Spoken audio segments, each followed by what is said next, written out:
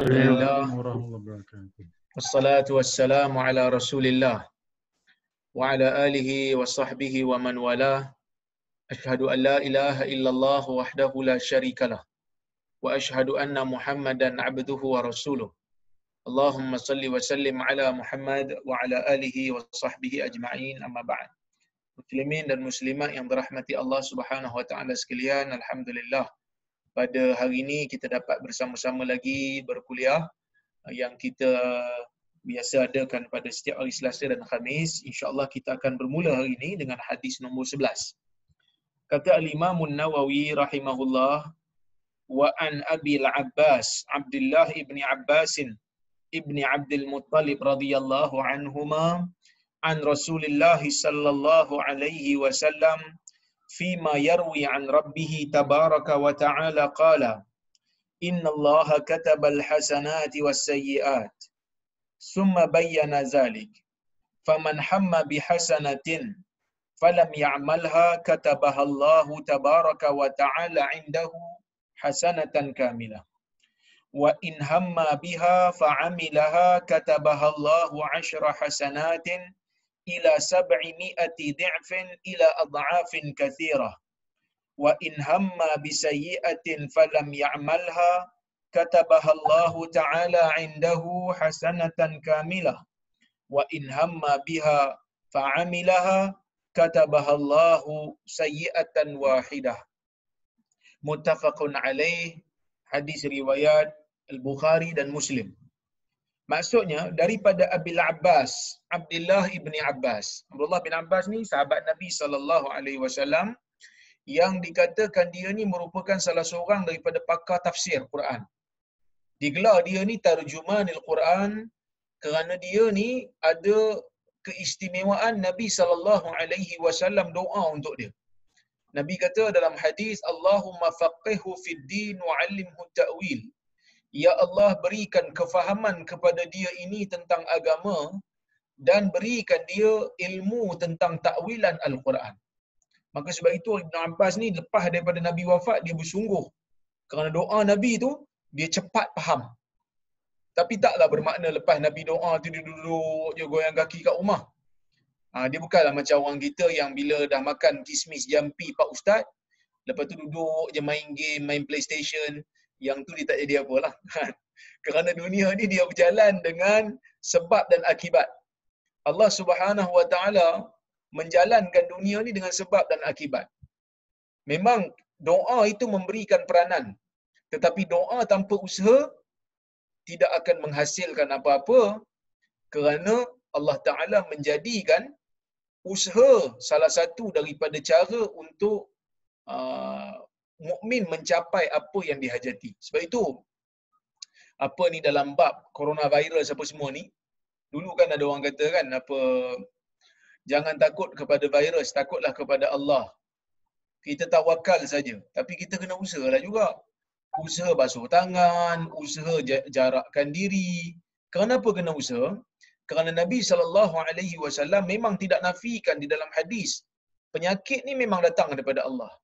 Tapi di sana ada juga hadis yang Nabi suruh kita berubat, ada hadis Nabi suruh kita lari bila nampak orang kusta, seperti mana kita nampak singa kan. Bukan bermakna kita tak takut dengan Allah bila kita takut kepada virus, tetapi kita berusaha untuk menjarakkan diri dan menjauhkan diri daripada tempat-tempat yang memungkinkan kita terkena jangkitan. So sebab itu kadang-kadang mengaji agama ni dia kena mengaji bagi faham sungguh. Tak boleh kita mengaji agama ni akhirnya jadi orang yang tidak begitu cerdik. Oh, jangan takut kepada corona, takutlah kepada Allah. Orang yang cakap macam ni yang menyedihkan sebahagiannya adalah orang agama juga, pakai sorban juga. Tapi pemahaman dia tidak betul. Bila takut kepada coronavirus bukan bermakna bukan bermakna tak takut pada Allah. Orang yang cakap macam ni, seeloknya kita letak je dia dalam zoo sekali dengan kandang singa dan juga harimau. Duduk sekali satu kandang. Agak-agak dia lari ke tak lari? Lepas tu kita kata janganlah takut kepada harimau, takutlah kepada Allah yang menciptakan harimau tu. Tetapi Allah suruh kita berusaha. Yang mana Allah Subhanahu wa taala suruh kita usaha. Nabi sallallahu alaihi wasallam ni ada ayat Allah Taala kata, wallahu ya'simuka minan nas. Allah memelihara kamu daripada manusia wahai Muhammad. Tapi Nabi pergi perang tetap memakai baju besi, tetap memakai topi besi dan jaring di kepalanya yang menutup tengkuknya. Bukan bermakna Nabi takut untuk mati. Tetapi Nabi nak ajar kita tentang konsep tawakal ini mesti didahului dengan usaha. Maka sebab itu kata Ibn Rajab, tawakal kepada Allah, wa 'ala Allahi falyatawakkalul mutawakkilun, kan? Arahan agama untuk seseorang itu bertawakal kepada Allah tidak menafikan kepentingan untuk berusaha. Maka sebab itu kata Ibn Rajab ketika menghuraikan masalah tawakal dan usaha ni, dia kata tawakal adalah ketaatan kepada tawakal merupakan penyerahan diri kepada Allah Subhanahu wa taala, menyerahkan segala-galanya kepada Allah, tetapi usaha merupakan ketaatan kepada Allah. So kena buat dua-dua. Usaha dulu kerana ia adalah ketaatan. Allah suruh kita berusaha. Kemudian dalam masa yang sama setelah kita berusaha baru kita tawakal. Tuan-tuan dan puan-puan yang dirahmati Allah sekalian. So Ibnu Abbas ni doa daripada Nabi menjadikan dia kuat usaha dan akhirnya dia menjadi pakar dalam pentafsir Al-Quran. Dia mentafsirkan Quran. Telahan-telahan dia terhadap tafsiran lebih banyak tepat berbanding daripada kita lah yang jarang baca Quran ni. Kadang-kadang kita faham pemahaman yang basic, pemahaman yang begitu surface. Dan dia meninggal di Taif pada tahun 72 Hijrah. Ibnu Abbas radhiyallahu anhuma. Dia meriwayatkan daripada Nabi sallallahu alaihi wasallam sebuah hadis qudsi. Hadis qudsi ni maksudnya hadis yang Nabi sallallahu alaihi wasallam riwayatkan daripada Allah Azza wa Jalla.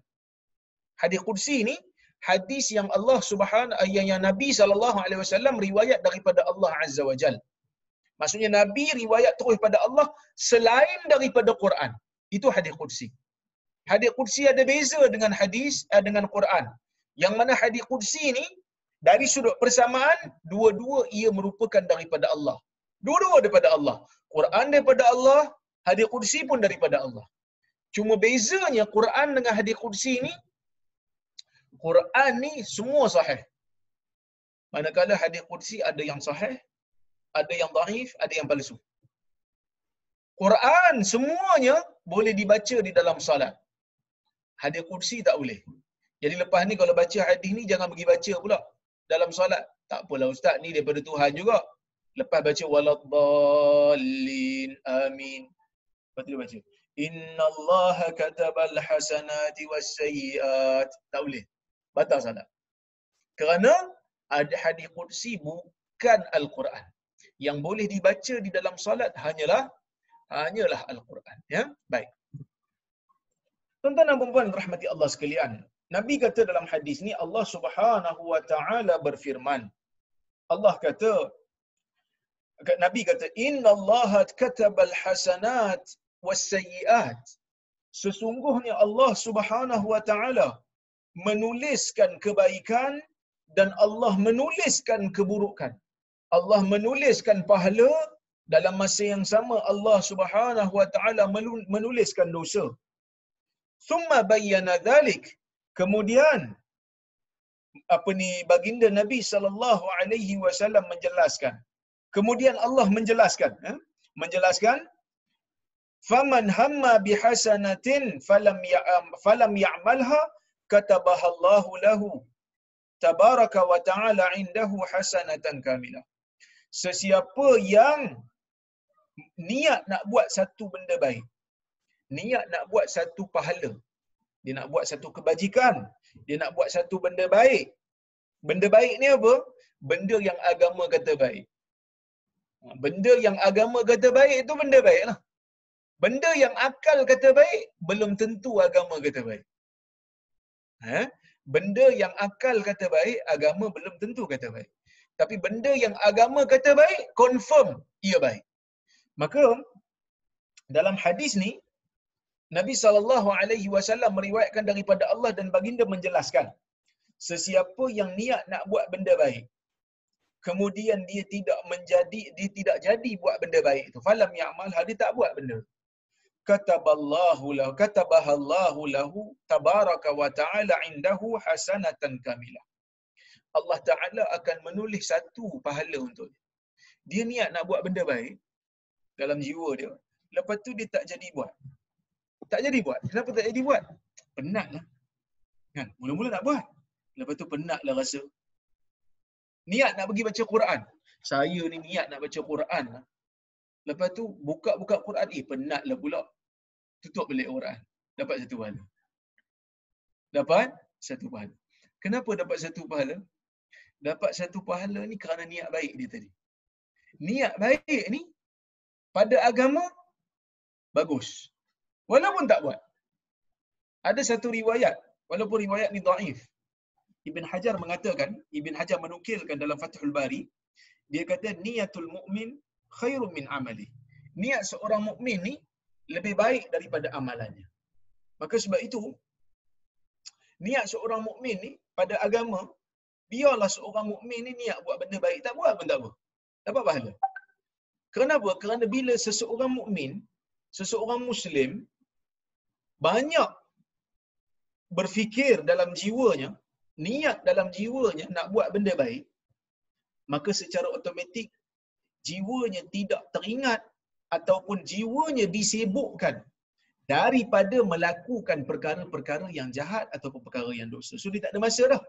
Bila setiap masa dipikir nak buat benda baik, benda baik, dia tak buat pun, jiwanya telah tersibuk dengan perkara yang baik sehingga melupakan perkara-perkara yang jahat. Sebab itu Islam memberikan ganjaran kepada orang mukmin ni. Nak buat benda baik, niat buat benda baik. Bila kita niat nak buat benda baik dalam masa yang sama, kita tak jadilah nak buat benda jahat. Tak terfikir nak buat benda jahat pada waktu tu. Kan, waktu pagi niat nak baca Quran. Waktu tengah hari niat nak pergi sedekah. Waktu petang niat nak pergi mengajar orang. Waktu malam niat nak solat. Waktu tengah malam niat nak pergi sambung baca Quran lagi. So satu orang yang niat dia sentiasa memikirkan dan merancang nak buat benda baik, bila masakah jiwanya akan kita panggil terisi nak niat nak buat benda jahat? Kerana semua amalan dalam dunia ni pasti akan bermula dengan rancangan dan niat, dengan tujuan. Bila tujuan dalam di jiwa kita hanya nak buat perkara yang baik, maka kita tidak ada masa lagi nak memikirkan tentang perkara-perkara yang jahat, perkara-perkara yang dosa. Okey. Tuan-tuan dan puan-puan yang dirahmati Allah sekalian. Kemudian Allah Taala kata lagi, Nabi jelaskan daripada Allah, Nabi kata wa in hamma biha fa'amilaha katabaha Allahu 10 hasanatin ila 700 di'fin ila ad'afin katsira. Sesiapa yang melakukannya, yakni dia niat nak buat benda baik, lepas tu dia buat. Tadi niat buat benda baik tak jadi buat, dapat satu pahala. Siapa yang niat buat benda baik, buat sungguh. Dia niat nak buat, lepas tu dia buat. Aku ni satgi nak baca Quran. Dia buka Quran memang niat nak baca Quran, dia baca sungguh. Allah Ta'ala akan tulis pahala tu sebanyak 10 kali ganda, ke 70 kali ganda, ke 700 kali ganda dan mungkin lebih lagi. Kenapa ada beza-beza skema? Skema yang berbeza-beza ni adalah disebabkan kualiti ibadat yang dilakukan oleh orang yang berbeza. Satu orang baca Quran dengan tadabbur, dengan tajwid yang betul, berbeza dengan orang yang baca Quran dengan tajwid yang tidak betul dan tidak tadabbur. Tetapi dua-dua dapat pahala. Cuma kualiti pahala tu berbeza. Satu orang yang solat dengan solat yang khusyuk, bacaan yang bagus, berbeza dengan orang yang solat kurang khusyuknya ataupun tidak membaca surah dan tidak membuat perkara-perkara yang sunat. Maka sebab itu ada perbezaan pahala kepada yang disebut di sini. Tapi paling kurang Allah Ta'ala akan menggandakan satu amalan yang kita niat dan buat sebagai 10 pahala. Tuhan akan tulis 10 gandaan. Setiap amalan kebaikan yang kita niat, yang kita buat betul-betul, paling kurang 10 pahala. Paling kurang 10 pahala. Mungkin akan pergi ke 700 kali ganda. Mungkin akan pergi ke lebih lagi daripada itu. Bergantung kepada kadar kualiti, kadar keikhlasan dan kehendak Allah yang memberikan rahmat kepada insan. Okey? Sebab itu tuan-tuan dan puan-puan, saya sebut dulu dalam hadis Nabi SAW katakan, tidak ada orang masuk syurga ni melainkan dengan rahmat Allah. Kenapa? Kerana Kalau kita tengok hadis ni pun kita nampak dah rahmat yang begitu luas. Rahmat Allah dalam memberikan pahala kepada hamba-Nya begitu penuh dengan rahmat. Begitu penuh dengan kasih sayang dan sifat melempahkan kasih sayang kepada hamba. Satu orang niat tak jadi buat pun, niat buat benda baik tak jadi buat pun dapat pahala. Siapa buat, ganda pula. Maka mana lagi rahmat yang kita nak cari daripada makhluk, melainkan kita hanya perlu untuk menggapai rahmat Allah dalam bab ibadat ni. Okey. Wa in hamma biha fa'amilaha katabaha Allahu lahu wa in hamma bi sayyi'atin falam ya'malha katabaha Allahu in ta'ala indahu hasanatan kamilah. Sesiapa yang niat nak buat satu benda jahat tetapi dia tidak melakukannya, maka Allah akan tulis satu pahala untuk dia. So kalau dia niat nak buat benda jahat tak jadi buat. Tapi di sini tak jadi buat ni disebabkan takwa dia. Tak jadi buat ni bukan disebabkan ada halangan luaran, tak. Tak jadi buat ni sebab takwa, sifat takwa dia. Mula-mula dia nak buat benda jahat, lepas tu dia fikir, ish, dosa lah benda ni, Tuhan marah, tak adil lah. Pahala untuk dia, satu pahala Tuhan tulis. So 3 ruang Allah Ta'ala beri pahala. Satu, niat buat benda baik, tak jadi buat, dapat 1. Satu, niat buat benda jahat, tak jadi buat kerana takwa, kerana takut kepada azab Allah pun dapat 1. Satu lagi niat nak buat benda baik, buat sungguh. Yang ni Tuhan bukan bagi 1, Tuhan bagi berganda-ganda. Ada satu ruang je manusia nak buat dosa. Apa dia? Wa in hamma biha fa'amilaha katabaha Allahu lahu sayyi'atan wahidah. Sesiapa yang niat nak buat benda jahat, kemudian dia buat sungguh, Tuhan tulis 1 je dosa. 1 je dosa. Jadi tuan-tuan dan puan-puan yang dirahmati Allah sekalian, kalau kita tengok dengan pakej yang Allah Ta'ala berikan kepada kita ni, pakej pahala dan dosa yang Allah Ta'ala beri kepada kita ni, kita boleh buat satu kesimpulannya. Apa kesimpulannya? Kesimpulannya, nak buat benda baik ni, nak dapatkan pahala ni, mudah. Banyak jalan. Nak buat dosa ni cuma 1 je jalan. Niat buat benda jahat, buat sungguh. Tu je satu jalan nak dapat dosa. Tapi peliknya, manusia mencari jalan yang sedikit yang dosa tu berbanding memilih jalan nak buat benda baik. Dan kalau ada satu orang apabila ditimbang amalannya nanti di hari akhirat berat belah baik, maka dia telah menggunakan kesempatan yang Allah Ta'ala berikan kepada dia untuk mendapatkan sebanyak mungkin pahala. Apa dia? Buat benda baik, niat nak buat benda baik, tak jadi buat benda jahat, itu semua kerana takwa, itu semua pahala untuk dia. Tapi kalau satu orang pergi ke negeri akhirat, timbang amalan, tengok-tengok amalan dosa banyak. Tengok-tengok amalan dosa banyak daripada amalan pahala. Adakah dia boleh salahkan Tuhan? Dia tak boleh salahkan Tuhan dia. Kerana Allah telah membuka pintu yang banyak untuk dia beramal, untuk dia mendapatkan pahala. Tapi dia tetap tidak beramal.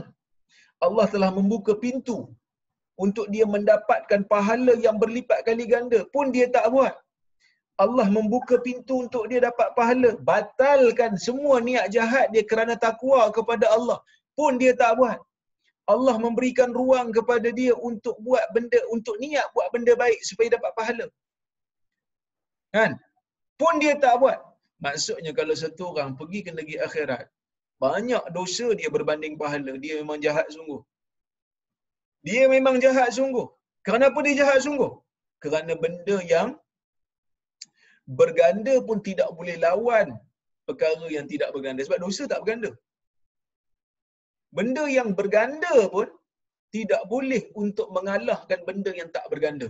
Maksudnya benda yang tak berganda tu dia buat banyak sungguh lah.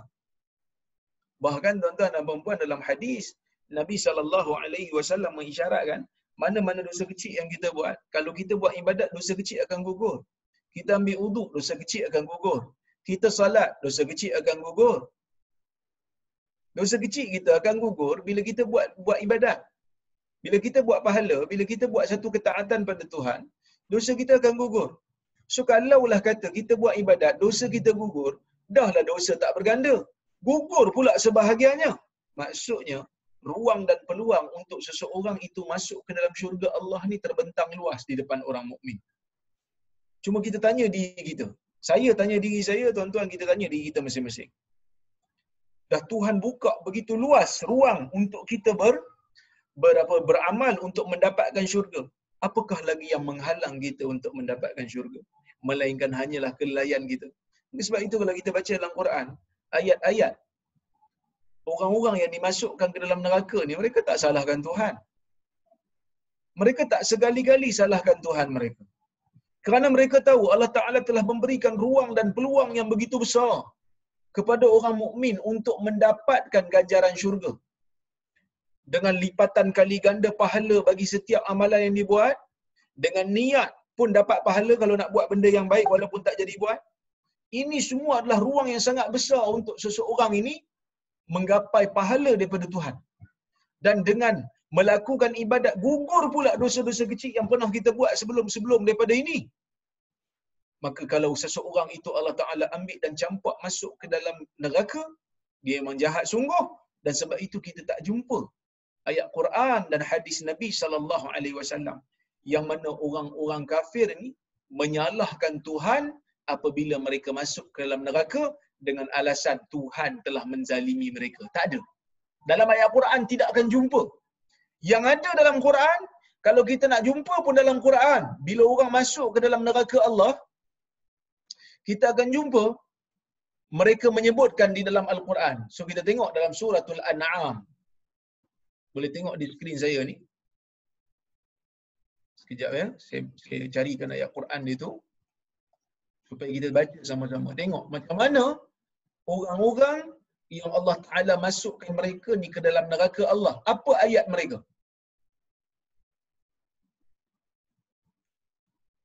Dalam suratul An'am, ayat 27 dan 28. Sekejap saya share kan.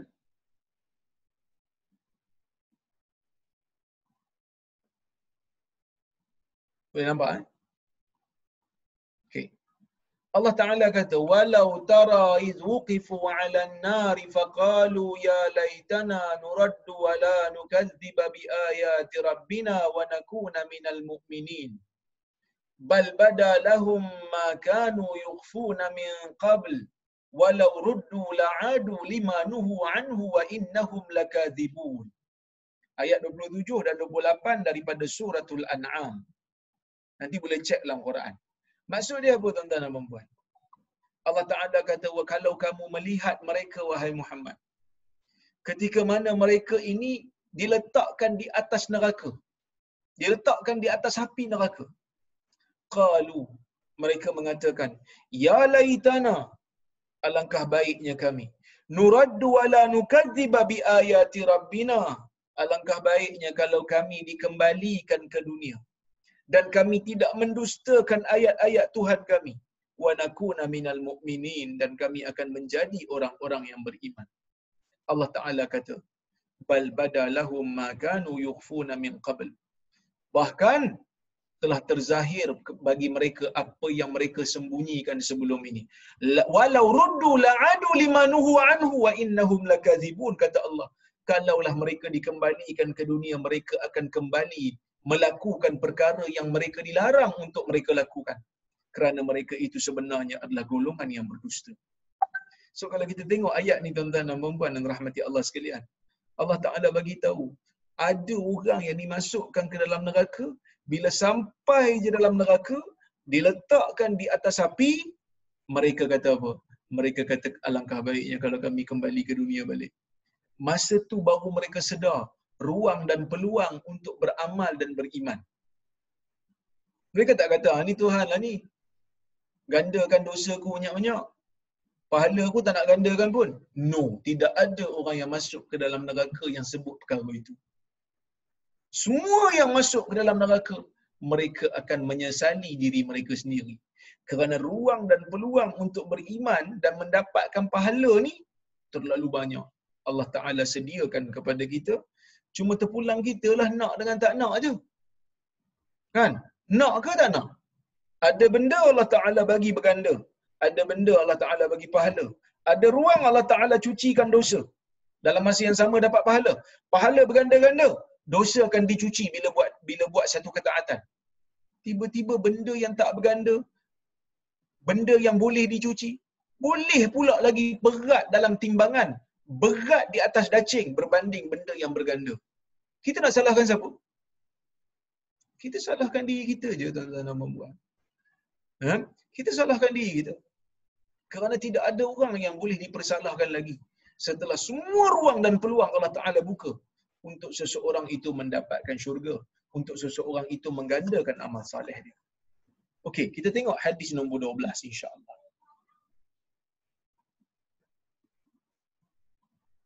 Hadis ni panjang sikit ya.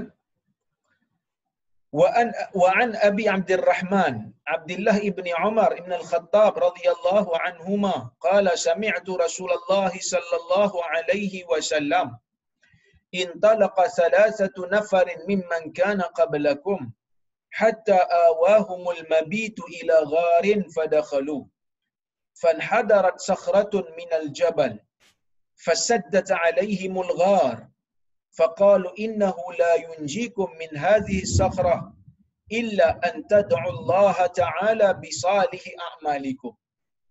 فقال رجل منهم اللهم كان لي أبوان شيخان كبيران وكنت لا أغبق قبلهما أهلا ولا مالا فنأى بي طلب الشجر يوما فلم أره عليهما حتى ناما فحلبت لهما غبقهما فوجدتهما نائمين فكرهت أن أوقظهما وأن أغبق قبلهما أهلا أو مالا فلبثت والقدح على يدي أنتظر استيقاظهما حتى برق الفجر والصبية يتغاضون عند قدمي فاستيقظ فشرب غبقهما اللهم إن كنت فعلت ذلك ابتغاء وجهك ففرج عنا ما نحن فيه من هذه الصخرة فانفرجت شيئا لا يستطيعون الخروج منه. Saya baca separuh dulu, nanti kita baca yang separuh akan datang. Maksudnya daripada Abi Abdul Rahman, Abdullah bin Umar radhiyallahu anhuma. Abdullah bin Umar ni anak kepada Umar bin Khattab radhiyallahu anhu. Dua-dua orang soleh, dua-dua sahabat Nabi. Abdullah bin Umar pun sahabat Nabi, Umar bin Khattab pun sahabat Nabi. Cuma Abdullah bin Umar ni adalah seorang sahabat yang terkenal di kalangan sahabat Nabi yang kuat ikut sunnah. Sehingga kan ada satu riwayat Abdullah bin Umar ni lalu jalan dengan Mujahid, lalu satu kawasan dia kona, dia melencong macam tu. Dia lalu tu dia melencong sikit. Mujahid tengok. Hadis ni ada di dalam Musnad Ahmad. Mujahid anak murid dia tengok. Mujahid kata, kenapa buat macam tu? Dia kata, dulu aku lalu dengan Nabi kat kawasan ni, Nabi lalu macam tu, aku buat macam tu. Orang ulama kata mungkin zaman Nabi ada kayu kat situ, sebab tu Nabi elak sikit. Mungkin ada batu kat situ, so Nabi elak sikit. Sekarang dah tak ada. Dia tetap buat benda. Kenapa? Kerana dia nak mengikut sunnah Nabi SAW. Dia nak ikut cara Nabi SAW dalam setiap masa dan setiap ketika. Walaupun dia tahu benda tu bukanlah satu tuntutan.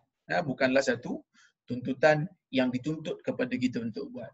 Maka tuan-tuan dan puan-puan yang dirahmati Allah sekalian, Abdullah bin Umar ni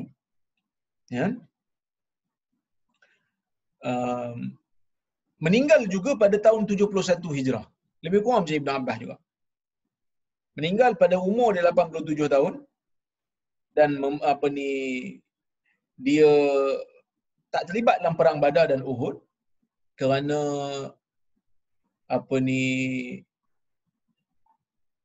tak terlibat dalam perang Badar dan Uhud kerana terlalu muda.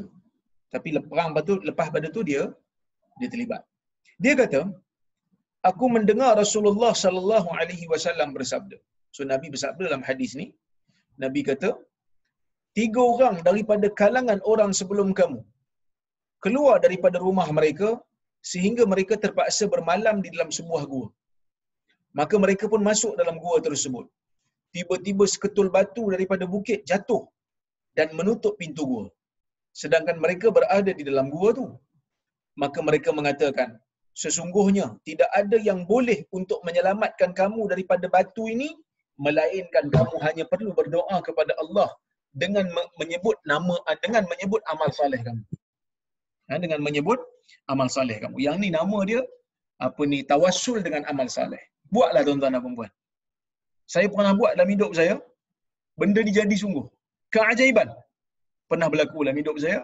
Bila kita Allah Ta'ala berikan dengan musibah, tak ada ruang melainkan kita bertawassul dengan amal soleh. Tawassul dengan amal soleh. Cari amal soleh yang pernah kita buat. Kemudian kita sebut sambil kita berdoa kepada Allah supaya Allah Ta'ala tarik musibah ini. Ini dibuat oleh 3 orang ni. Kita tengok yang pertama. Dia kata, dia doa. Faqala rajulun minhum. Berkata salah seorang lelaki daripada kalangan yang 3 orang ni. Ya Allah, aku ada 2 orang, ibu dan bapa yang tua, berumur, dan aku tidak pernah memberi minum pada waktu malam sebelum mereka berdua. Aku tak pernah bagi mana-mana orang dulu sebelum mereka. Aku tak pernah bagi isteri aku dulu. Aku tak pernah bagi anak-anak dulu. Aku tak pernah bagi hamba dulu minum sebelum daripada mak ayah aku.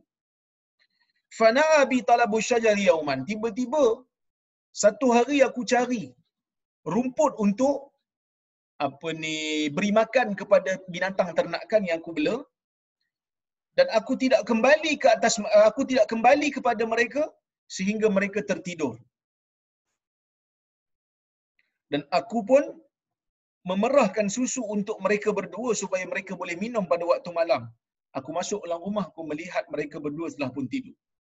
Dan aku tidak suka untuk mengejutkan mereka. Dan aku juga tidak suka untuk memberi minum malam sebelum mereka, sesiapa pun, sama ada keluargaku ataupun hamba-Ku. Falabistu. Maka aku pun duduk. Aku menunggu dan bekas minuman berada di tanganku. Aku tunggu sehingga keduanya bangun daripada tidur, sehingga apabila fajar terbit, sedangkan anakku pada waktu itu menjerit-jerit di kakiku nak minum. Dan apabila kedua ibu bapaku bangun, mereka minum minuman yang sepatutnya mereka minum pada waktu malam. Ya Allah, jika aku lakukan perkara ini semata-mata mahukan keredaan-Mu, maka bukakanlah pintu yang kami berada di dalamnya ini. Bukalah pintu gua supaya kami boleh keluar. Kami tersepit ni. So ini cara doa kalau kita nak guna kita panggil tawassul dengan amal soleh. Kita sebut dulu apa amal soleh yang kita buat. Lepas tu kita kata, wahai Tuhan, jika aku lakukan perkara ini semata-mata kerana keikhlasanku kepadamu, maka tolonglah angkat musibah ini. Wahai Tuhan, tolonglah berikan aku pertolongan. Samalah macam ayat ni. Baik. Tuan-tuan dan puan-puan rahmati Allah sekalian, bila dia doa, fan farajat. Kata perawi, Nabi kata, fan farajat syai'an. Terbuka sikit pintu gua. La yastati'una al-khuruj minhu. Tapi tak mampu buka lagi. Tak mampu keluar lagi. Terbuka sikit, tapi tak boleh keluar, sempit. Ini menunjukkan kepada kita. Sebab kadang-kadang ada orang kata, Ustaz, saya ni ada masalah apa? Kan? Saya ni ada masalah. Lepas tu Ustaz kata, kalau kita ada masalah, kita boleh tawassul dengan amal soleh. Saya pun buatlah. Bila buat Ustaz, tak ada apa pun. Adakah bermakna amal saya tak soleh? Tak semestinya bila Tuhan tak bagi, itu maksudnya amalan tu tak soleh. Kita usaha. Tuhan yang bagi. Dia ni pun amal dia ni soleh. Tuhan bagi, tapi Tuhan tak bagi semua. Tuhan bagi sikit je. Buka sikit, tapi tak boleh keluar. Itu kita kena faham. Bukan bermakna bila kita sebut satu benda, Tuhan tak bagi, amal saya tak soleh lah. Maksud Tuhan tak terima lah. Belum tentu. Kerana Nabi sebut dalam hadis, setiap orang Muslim yang berdoa, selagi mana dia bukan doa untuk dosa, selagi mana dia bukan doa untuk memutuskan silaturahim, Allah Ta'ala akan mustajabkan dengan salah satu daripada 3. Orang Islam ni kalau dia doa pada Tuhan, mustajab doa dia. Confirm. Cuma cara Allah Ta'ala mustajabkan ni salah satu daripada 3. Selagi mana dia bukan doa dosa lah. Selagi mana dia bukan doa putus silaturahim. Tuhan bagi, tapi salah satu daripada tiga. Pertama, Tuhan bagi direct. Bagi apa yang dia minta. Wahai Tuhan, aku nak jadi kaya. Tuh, jadi kaya. Contoh macam apa? Ada seorang kawan saya ni, dia kata dia memang nak jadi kaya. Lepas tu dia berjumpa dengan satu orang kawan dia, ustaz juga. Dia kata macam mana nak jadi kaya? Kawan dia ni, ustaz ni bagi satu amalan.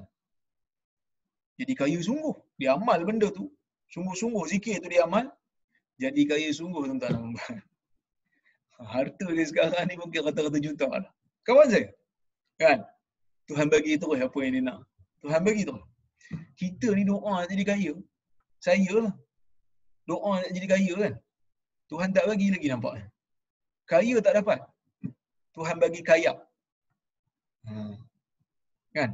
Tahu kot orang Melbourne tahu kot kayap tu apa kan? Kayap tu ruam kat badan kan. Kadang-kadang Tuhan bagi kayap. Kan dia tak bagi kaya. Kerana mungkin Tuhan dia tak bagi apa yang kita nak tu direct. Dia tangguhkan. Dia bagi ke akhirat. Dia bagi dengan bentuk pahala di akhirat. Dia tak bagi dalam dunia, tak apa. Kerana doa orang mukmin ni tak ada istilah membazir. Kalau Tuhan bagi dalam dunia, apa yang kita nak, alhamdulillah. Kalau Tuhan tak bagi dalam dunia ni, mungkin Tuhan akan ganti menjadi doa yang Tuhan akan balas dalam syurga nanti. Ataupun Tuhan alihkan bala yang sepatut kena kat kita. Mungkin dalam tahun ni kita akan kena 2-3 kali bencana, tapi dengan doa tu Tuhan jadikan sebagai penyebab. Tuhan arahkan malaikat kata dia ni patut kena benda ni. Jangan bagi kat dia tahun ni. Kerana dia berdoa kepada aku, jadi gantikan doa dia tu dengan apa ni kita panggil apa? Penjauhan daripada bala bencana yang sepatut kena kat dia tu sebagai salah satu gantian kepada mustajabnya doa yang Tuhan tak bagi kat kita apa yang kita nak, dia bagi benda lain. So, jangan risau. Ya. Baik. Kemudian seorang lagi kata, dia tengok dia terbuka, dia kata, "Ish, kawan aku doa buka sikit. Aku pun nak try test." Aku nak try test. Dia kata, "Allahumma kanat li ibnatu ammin kanat ahabban nasi ilai wa fi riwayatin wa kuntu uhibbuha ka ashaddi ma yuhibbu rijalun nisa fa aradtuha ala nafsiha famtana'at minni hatta alammat biha sanatun min as-sinin faja'atni fa'ataytuha 20 wa 100 dinar ala an tukhalliya baini wa baina nafsiha fa fa'alat hatta idza qadartu 'alayha wa fi riwayatin falamma qa'adtu baina rijlaiha qalat ittaqillah ولا تفض الخاتم إلا بحقه فانصرفت عنها وهي أحب الناس إلي وتركت الذهب الذي أعطيتها اللهم إن كنت فعلت ذلك ابتغاء وجهك فافرج عنا ما نحن فيه فانفرجت الصخرة غير أنهم لا يستطيعون الخروج منها." Dia kata, "Wahai Tuhan, dulu aku ada seorang sepupu perempuan yang mana aku suka sungguh kat dia. Seperti mana seorang lelaki yang sangat cinta kepada seorang perempuan, macam itulah perasaan aku pada dia. Aku ajak dia nak berkahwin, tapi dia tak nak. Tiba-tiba satu ketika, datang satu bencana pada dia, kemarau panjang. Sehingga dia tak ada duit. Dia datang kat aku nak minta duit. Nak pinjam duit. Maka aku pun kata, boleh, tapi dengan syarat, kau kena serahkan diri kau pada aku." Maksudnya nak berzina lah. Dia nak berzina dengan perempuan ni, dia ambil peluang. Kamu nak duit, nak pinjam duit kat aku, jom zina dengan aku. Dia kata. Maka perempuan ni pun sanggup. Tak ada duit. Sehinggalah, apabila aku berada di antara dua celah kakinya, maka dia berkata kepadaku, "Takutlah kamu kepada Allah. Jangan kamu sarungkan cincinnya itu, melainkan dengan haknya." Maka aku pun beredar daripadanya, sedangkan aku cinta kat dia sangat-sangat, dan aku meninggalkan duit emas yang aku serahkan kepada dia. Aku beri terus. Aku sedekahkan terus pada dia, sebab aku dah malu kat dia, aku dah malu kat Tuhan, aku takut dengan Tuhan. Wahai Tuhan, jika aku lakukan perkara ini semata-mata kerana menginginkan keredaan-Mu, bukakanlah pintu gua yang kami berada di dalamnya ini. Terbuka pintu gua, tuan-tuan. terbuka sikit, tapi tetap tak boleh keluar. Nombor 1 dah doa, terbuka sikit. Nombor 2 dah doa, terbuka sikit. Nombor 3 pula, dia kata, Allahumma inni sta'jartu ujara wa a'taituhum ajrahum ghaira rajulin wahid taraka alladhi lahu wa zahab. Wahai Tuhan, dulu aku pernah upah beberapa orang pekerja dan aku memberikan kepada mereka upah mereka kecuali seorang saja. Dia kerja dengan aku janji nak bagi upah kat dia. Taraka alladhi lahu wa zahab. Dia tak ambil, dia buat kerja yang aku bagi kat dia, dia tak ambil upah, lepas tu dia beredar. Fasammartu ajrahu hatta kasurat. Kemudian aku laburkan duit dia, aku laburkan upah dia sehingga menjadi banyak. Minhul amwal faja'ani ba'dahin. Kemudian lepas pada tu dia datang padaku, faqala ya Abdullah. Kemudian dia berkata kepada aku, wahai hamba Allah, wahai Abdullah, addi ilayya ajri. Bagi balik aku punya upah. Faqultu, maka aku katakan pada dia, qultu ma tara min ajrik min al-ibli wal baqari wal ghanami wal raqiq.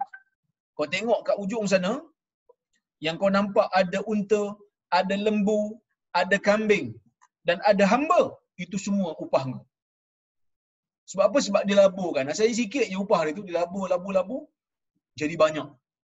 Jadi unta, jadi kambing, jadi lembu, jadi hamba-hamba yang tolong jaga kambing tu. Faqala ya Abdullah la tastahzi bi. Wahai hamba Allah, kau jangan main-main dengan aku. Kita janji nak bayar upah sikit je, mana ada sampai banyak tu. So menunjukkan pekerja ni pun dia amanah jugalah, takkan banyak tu kot. Dulu janji sikit saja. Okay. Faqultu la astahzi bika. Dia kata aku tak main-main. Aku tak main-main. Bila kata tak main-main aja, dia terus ambil. Fa akhadahu kullahu fastaqahu falam yatruk minhu syai'a. Dia ambil semua. Kambing-kambing, lembu-lembu, jadi macam sudin dengan ajis. Kan? Dia ambil semua, tak tinggal sikit pun dekat orang yang tolong labur tu. Kan? Dia ambil, aku terima kasih banyak, aku ambil semua. Dan kau kata aku punya, aku ambil semua. Dengan unta aku ambil, dengan lembu aku ambil, dengan hamba-hamba aku ambil, dengan apa ni, kebau pun aku ambil. Kan? Kebau, sapi aku tak kira, aku ambil semua. Kan? Aku ambil semua. Yang mana kau kata aku punya, aku ambil. Tapi tak adalah sampai macam kasih baba, sampai lampu yang panas pun dia nak ambil. Kan? Baik. Kemudian dia kata, Allahumma in kuntu fa'altu zalika ibtigha'a wajhi. Wahai Tuhan, jika aku lakukan perkara ini semata-mata kerana keredaan-Mu, fafruj 'anna ma nahnu fi. Keluarkanlah kami daripada gua yang kami berada di dalamnya sekarang. Fanfarajat as-sakhratu fakharaju yamshun. Kemudian terbuka pintu gua dan mereka pun keluar dalam keadaan mereka boleh balik ke rumah masing-masing. Tuan-tuan dan puan-puan yang dirahmati Allah sekalian, ya. Tuan-tuan, hadis ni memberikan kita pengajaran.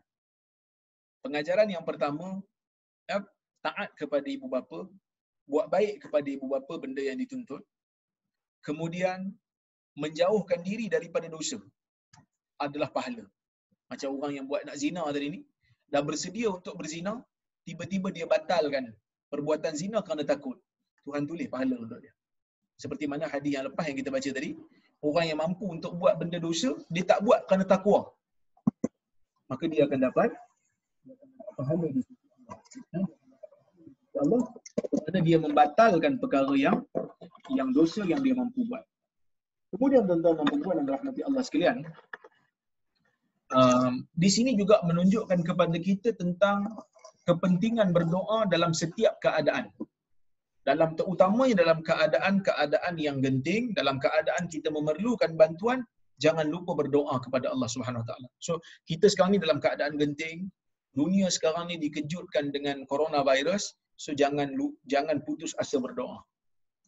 Kita usaha duduk rumah, basuh tangan, tak campur dengan orang, amalkan social distancing, jangan lupa doa. Kerana doa ni benda yang sangat penting bagi orang mukmin. Kemudian kita juga hadis ni juga menyatakan tentang amanah, kepentingan amanah dan kemuliaan orang yang bersifat amanah. Iaitu dia tak lenyapkan duit orang tu ataupun dia tak lari. Bahkan dia laburkan, dan pelaburan itu dianggap sebagai sedekah dia kepada orang yang sepatutnya mendapat upah tersebut.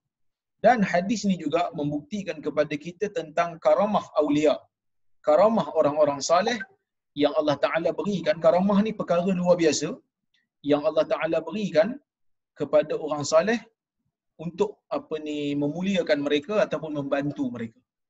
Maksudnya perkara luar biasa berlaku pada orang saleh kita panggil karamah. Perkara berlaku yang luar biasa berlaku pada nabi kita panggil mukjizat. Cuma beza karamah dengan mukjizat ni, karamah Tuhan bagi pada wali, orang saleh. Mukjizat Allah Ta'ala bagi pada nabi, bukan pada wali. Mukjizat ni Allah Ta'ala bagi kepada orang yang mengaku diri nabi dan bawa syariat. Karamah Allah Ta'ala bagi pada orang saleh tapi dia tak ngaku dia nabi. Kalau dia ngaku dia nabi, itu bukan karamah. Itu bukan karamah. Orang Melayu panggil keramat kan, keramat. Orang Melayu panggil keramat. Kalau dia ni dapat satu kelebihan luar biasa Allah Ta'ala bagi kat dia, tapi dalam masa yang sama dia jahat, dalam masa yang sama dia jauh pada Tuhan, itu bukan keramat. Itu bukan keramat. Yang tu keremat. Ataupun dalam bahasa kita, dalam bahasa apa? Dalam bahasa orang kita panggil istidraj. Seperti mana Allah Ta'ala berikan kelebihan kepada Fir'aun. Allah Ta'ala berikan kelebihan kepada Namrud dan Qarun. Untuk mereka lebih jauh pada Allah, kita panggil dia istidraj. Ya? Begitu juga Allah Ta'ala berikan kelebihan kepada Dajjal. Dajjal ni bila dia turun, dia boleh arahkan hujan turun, dia boleh arahkan bumi yang kontang, tumbuhkan pokok, dia boleh hidupkan orang mati. Ni Dajjal. Tapi yang ni kita tak panggil keramat. Kita tak panggil dia karamah. Kenapa? Kerana Dajjal, dia bukan orang saleh, dia mengaku Tuhan. Sebab ada orang petikai kan? Ada orang tolak hadis Dajjal ni, dia petikai, dia kata, kalau Dajjal ni jahat, takkan Tuhan bagi dia macam-macam keistimewaan? Nanti kalau orang tengok nampak macam dia Nabi. Tak. Beza Dajjal dengan Nabi. Sebab Nabi tak mengaku Tuhan, Dajjal mengaku Tuhan. Dengan kelebihan yang ada yang Allah Ta'ala bagi pada dia, dia mengaku sebagai Tuhan, tiba-tiba mata dia cacat sebelah, mata dia buta sebelah. Takkan orang beriman tahu dia Tuhan? Dan di dahi dia pun ditulis perkataan kafir dan dibaca oleh semua orang yang beriman. Maka kita kena bezakan. Dan karamah-karamah ni tuan-tuan dan puan-puan, karamah ni dia bukan penentu kebenaran. Dia bukan hujah. Kita orang awam ni, tengok kalau orang tu ada kelebihan, kita tengok je lah. Tak boleh kata dia maksum, tak boleh kata dia benar sebab dia bukan Nabi. Nak tahu kebenaran ke tidak, kena tengok pada hujah. Kena tengok pada dalil. Bukan tengok pada karamah. Takkan Tok Guru tu cakap tak betul. Amalan dia mesti betul. Pasal apa betul? Hari tu saya tengok dia boleh terbang. Hari tu saya tengok dia boleh jalan atas air. Itu bukan hujah.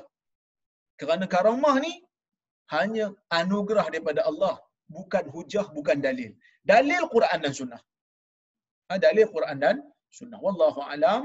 Sebab Abang Jafni kata, tuan-tuan dan puan-puan, kita kena habiskan pukul 6 suku kan. Jadi saya ingat pukul 6 ni kita habiskan. Ni pun jam saya dah 6.5 minit. Okey. So saya tengok kalau ada soalan ataupun komentar, kalau ada saya akan cuba untuk jawab. Salam doktor. Waalaikumsalam. Ini ada soalan dari rakan-rakan saya. Sesiapa yang menunaikan tarawih pada malam pertama, dosa-dosa mereka terhapus macam bayi yang baru lahir. Siapa yang menunaikan tarawih malam kedua, Allah mengampunkan dosa-dosa ibu bapa mereka yang meninggal. Mereka bertanya, adakah ini ada hadisnya atau dalilnya? Okey. Tuan-tuan dan puan-puan yang dirahmati Allah sekalian. Hadis Nabi berkenaan dengan tarawih ni cuma umum saja. Man qama ramadhana imanan wa ihtisaban ghufira lahu ma taqaddama min dhanbi. Sesiapa yang menghidupkan malam Ramadan dengan keimanan dan mengharapkan pahala, Allah Ta'ala ampunkan dosanya yang telah lalu. Itu saja. Ada pun kelebihan. Ada yang kata, dapat ni, solat malam ni dapat ni, solat malam ke-7 dapat pahala seperti Nabi Ibrahim, solat malam ke-8 seperti pahala Nabi Muhammad, solat malam ke-17 dapat pahala seperti sekalian para Nabi. Hadis-hadis yang menyatakan kelebihan tarawih ikut malam secara berbeza-beza, ia adalah hadis yang palsu. Walaupun disebut dalam kitab Durratun Nasihin. Dia ada dalam kitab Durratun Nasihin. Sebab tu orang Melayu tahu. Malam ni solat dapat apa, malam ni solat dapat apa, malam ni solat dapat apa. Kan? Bahkan sebahagian surau dan masjid, sebelum solat tarawih tu dia akan baca. Pengurusi masjid akan ambil mikrofon. Tuan-tuan, malam ni kita solat, pahalanya sekian-sekian. Orang yang dengar pun dengar, oh bagus malam ni. Esok dia datang lagi. Pengurusi masjid membaca, malam ni kita solat dapat sekian-sekian. Dia pun kata tak best lah pahala malam ni, aku baliklah, malam esok lah solat. Itu semua adalah hadis yang palsu. Apa bukti yang palsu? Dua. Yang pertama, dia tidak terdapat di dalam mana-mana kitab yang bersanad. Seperti mana kata Suyuti, hadis-hadis di zaman terkemudian, setelah hadis dibukukan, setelah hadis dibukukan, dan ada hadis yang tidak ada dalam kitab hadis yang bersanad, itu petanda hadis itu palsu. Itu satu. Nombor dua, Al-Burhanun Naji, seperti mana yang dinukilkan oleh As-Suyuti, dia mengatakan, Burhan Naji ni ulama hadis juga. Burhan Naji kata, mana-mana hadis yang menjanjikan pahala seorang Nabi bagi umat yang mengamalkan amalan tertentu, itu petanda hadis itu palsu. So, mana-mana hadis bagi tahu kat kita, amal hadis ni, amalan ni dapat pahala Nabi ni. Amal benda ni dapat pahala Nabi ni. Amal benda ni dapat pahala sekian ni. Ia adalah petanda hadis palsu. Kenapa petanda hadis palsu? Saya bawakan lagi, bukan kata Burhan Naji saya sebut. Ibn Al-Qayyim juga menyebut benda yang sama. Sekejap ya. Tuan-tuan, dalam kitab Al-Manarul Munif fi Sahihi wa Dha'if, ada satu hadis. Kononnya Nabi SAW bersabda. Tuan-tuan dan puan-puan tengok dekat skrin yang saya sharekan ini. Okey, ni kitab Al-Manarul Munif fi Sahihi wa Dha'if yang ditulis oleh Ibn Qayyim Al-Jauziyah, meninggal tahun 751 Hijrah. Ada hadis, kata dia, di antara petanda hadis palsu ialah hadis palsu yang mengandungi kegelapan dan kelekehan, lekeh dia punya lafaz, dan mujazafat, kemelampauan, ya, yang sejuk, kemelampauan yang orang kata apa, yang langsung tak logik lah. Tunadi ala wad'iha wa ikhtilaqiha ala Rasulullah SAW, yang mana ini menyebabkan mereka memalsukan sebab nak bagi tahu tentang ganjaran-ganjaran yang terlalu melampau. Contohnya, dia kata, contoh, man sallat duha kadha wa kadha raka'ah u'tiya thawaba 70 nabiyya. Sesiapa salat duha sebanyak sekian-sekian rakaat, maka akan diberikan pahala seperti 70 orang Nabi. Tengok, solat duha beberapa rakaat dapat pahala 70 orang Nabi. Kata Ibn Qayyim, wa ka'anna hadzal kadzdzab al-khabith lam ya'lam anna ghayra an-nabi law shalla umra Nuh alaihi salam lam yu'ta thawab nabiyyin wahid. Kata Ibn Qayyim, seolah-olah pemalsu, seolah-olah pembohong yang jijik ini tidak mengetahui bahawasanya seorang Nabi, kalau dia salat seumur Nabi Nuh, Nabi Nuh ni umur dia 1000. Sebab dia berdakwah aja 950 tahun kan. So umur Nabi Nuh ni ribuan tahun.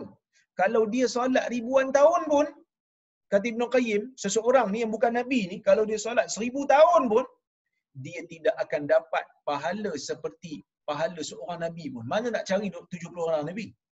Mana nak dapat pahala 70 orang Nabi? Kenapa saya kata tak mungkin? Seorang pun tak mungkin, kata Ibn Qayyim. Kenapa seorang pun tak mungkin, tuan-tuan dan puan-puan? Kerana, tuan-tuan, hari ni, tuan-tuan dan puan-puan solat. Ni lepas ni nak solat, orang Melbourne nak solat tarawih, betul? Sekarang ni baru lepas maghrib kot. Nampak muka macam happy je sebab baru lepas buka puasa. Saya muka agak sedikit kering sebab masih tengah puasa lagi. Kan? Okey. Tuan-tuan dan puan-puan, tadi puasa. Puasa bermula daripada terbit fajar sampai terbenam matahari, betul? Siapa yang ajar puasa terbit fajar sampai terbenam matahari? Nabi Muhammad ajar. Kan? Nabi Muhammad ajar. Nabi Muhammad yang menyampaikan Quran, Nabi Muhammad yang menyampaikan hadis, bagi tahu kat kita, puasa yang sah di sisi Allah bermula daripada terbit fajar sampai terbenam matahari. Bulan Ramadan wajib puasa. Hari Isnin dan Khamis sunat puasa. Hari Arafah sunat puasa. Hari Ashura sunat puasa. Hari Tasu'a sunat puasa. Puasa bulan Muharram elok banyak-banyak. Puasa bulan Syaban juga elok diperbanyakkan. Puasa bulan Rejab juga sama. Kan? Siapa ajar? Nabi ajar. Tuan-tuan amalkan. Puasa Ramadan amal. Puasa Isnin Khamis amal. Puasa hari putih 3 hari setiap bulan. 13, 14, 15 amal. Puasa Arafah amal. Puasa Tasu'a dengan Ashura amal. Kalau kita puasa, Nabi ajar. Nabi dapat tak pahala sebab ajar kita benda baik. Man dalla ala khairin falahu mislu ajri. Sesiap fil falahu mislu ajri fa'ili. Siapa buat benda baik, siapa ajar benda baik, siapa tunjuk benda baik, dia dapat pahala seperti mana orang buat. Abang Rosman puasa, Nabi dapat pahala, Abang Rosman pun dapat pahala. Saya puasa, Nabi dapat pahala, saya pun dapat pahala.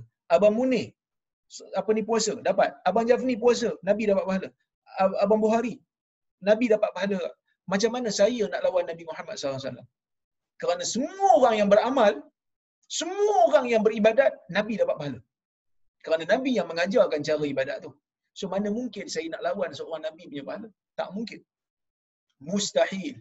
Sebab itu kata Ibn Qayyim, kalau dia solat 1000 tahun pun dia tak akan dapat pahala seorang Nabi. Apatah 70 orang Nabi. Jadi hadis yang Abang Jafni tanya tadi, hadis yang palsu. Sebab dia datang package. Malam pertama diampunkan seolah-olah macam bayi baru lahir. Malam kedua mak bapak punya dosa pula diampunkan. Kan? Kita solat mak bapak kita pula diampunkan. Mak bapak kita tengok wrestling je. Contohnya kan. Dia kena dah solat kalau dia nak dapatkan pengampunan. Kalau kita doakan untuk dia tak apalah kan. Malam ke-7 dapat pahala Nabi Ibrahim, malam ke-8 dapat pahala Nabi Muhammad, malam ke-17 dapat pahala sekalian para nabi. Siapa yang solat pada malam tu? Ini semua hadis palsu. Tidak mungkin berlaku. Tidak mungkin diucapkan oleh Nabi SAW. Tu kalau kita solat tahun ni. Tahun lepas kita dah solat tarawih. Tahun sebelum tu solat lagi solat tarawih. Tahun sebelum tu solat tarawih lagi. Maka kalau hadis ni betul, kalau kata hadis ni betul, kita telah lawan semua nabi-nabi. Pahala kita lebih banyak daripada pahala Nabi Muhammad. Sebab kita dapat pahala sekalian para nabi. Kalau saya lah, kalau hadis ni betul, saya tak payah solat tarawih setiap malam. Cari malam 17. Dapat pahala sekalian para nabi. Solat malam tu, dapat pahala sekalian para nabi. Sekali semua hidup pun cukup. Tak ada nabi boleh lawan saya. Ini adalah hadis yang palsu, hadis yang menghina para nabi SAW.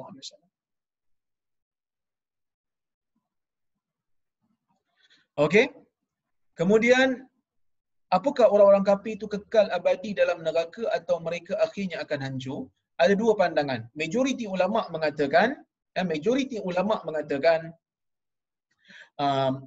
orang-orang yang masuk ke dalam neraka ni daripada kalangan orang-orang kafir akan kekal selama-lamanya di dalam neraka dan mereka tidak akan keluar selama-lamanya. Dan orang-orang yang berada di dalam syurga juga akan kekal. Di dalam neraka, di dalam syurga dan tidak akan keluar selama-lamanya.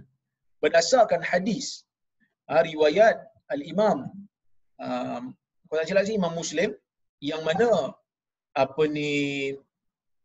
dalam riwayat itu Allah Subhanahu Wa Taala akan tunjukkan kepada orang yang berada dalam syurga dan dalam neraka yang mana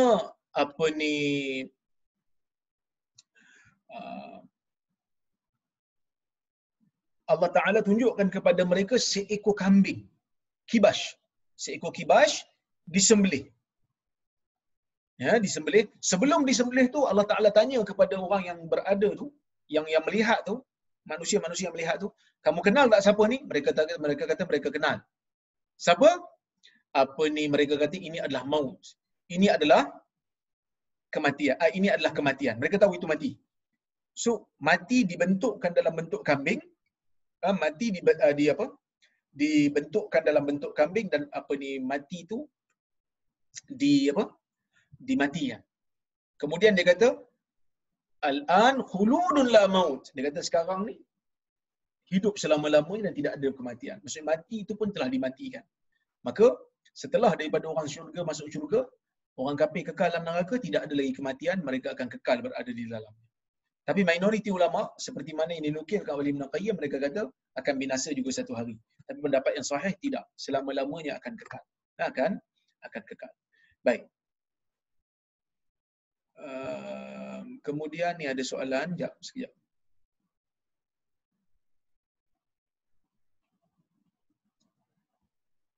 Ustaz, bagaimana hal sahabat Khalid bin Walid minum racun untuk membuktikan kebenaran Islam? Adakah ini dikatakan orang perbuatan membunuh diri dan bertawakal buta? Okey. Memang ada kisah ini disebut oleh beberapa orang pengkaji sejarah, antaranya Zahabi juga sebut. Ibn Taymiyah juga menyebutkan benda yang sama. Tetapi yang ni, dia minum ni kerana dia percaya dengan kebenaran Islam untuk membuktikan kebenaran Islam, untuk menakutkan musuh dan menguatkan iman orang Islam. Dan ini termasuk di dalam karamah Khalid bin Walid. Maksudnya dia macam satu orang, dia masuk dalam jihad, dia tahu dah kalau dia pergi ke tempat ni untuk buat tinjauan ataupun untuk jadi spy, dia akan mati. Tapi dia pergi juga kerana nak membantu orang Islam, tu tak apa.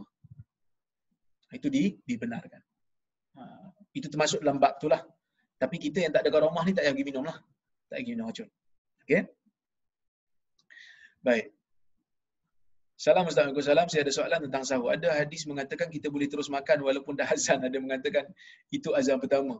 Hadis tu dalam riwayat Abu Daud. Tengok kat sini ya.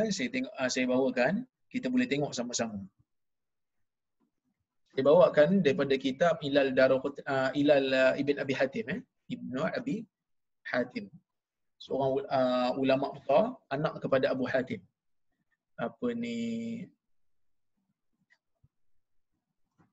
Dalam hadis tu disebut begini.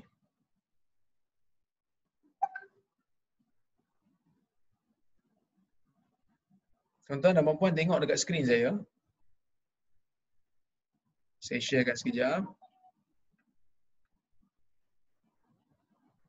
Nampak ke? Nampak apa? Okey.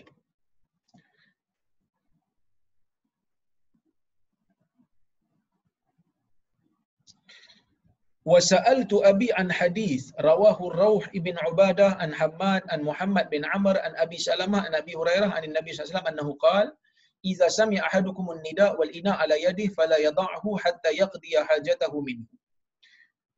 قلت لأبي وروى الروح أيضا عن حماد عن عمار بن أبي عمار عن أبي هريرة عن النبي مثله وزاد فيه وكان المؤذن يؤذن إذا بلغ الفجر. Aku bertanya ayahku tentang hadis tu. Apa hadisnya? Hadisnya, apabila salah seorang daripada kamu dengar azan, bekas makanan masih ada di tangannya, jangan letakkan bekas tu sehingga dia lunaskan hajatnya. Makan terus. Habis yang tu baru berhenti untuk puasa. Ayah dia kata, aku berkata kepada ayahku, ada riwayat daripada Ruh juga, daripada Hammad, daripada Ammar bin Abi Ammar, daripada Abu Hurairah, dia tambah perkataan.